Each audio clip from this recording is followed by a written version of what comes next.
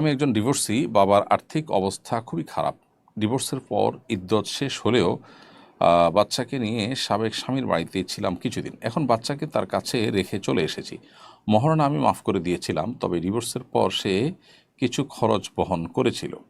এখন আমার টাকার প্রয়োজন হলে সে যদি সাহায্য হিসাবে টাকা দিতে চায়, সেটা নেওয়া জায়েজ আছে কিনা?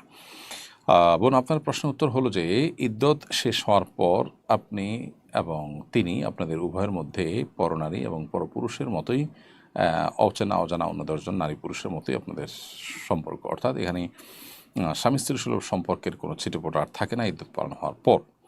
সো এরকম পর্যায়ে একজন অপরিচিত নারী, অপরিচিত পুরুষ, একজন গারেম হারাম নারী, একজন গারেম হারাম পুরুষ পরস্পরকে যেরকম আর্থিক সহযোগিতা করতে পারে বিপদগ্রস্ত হিসাবে, দুস্থ হিসাবে, সেই হিসাবে আপনাকে তিনি সাহায্য করতে পারেন এবং সাহায্য আপনি গ্রহণ করতে পারেন।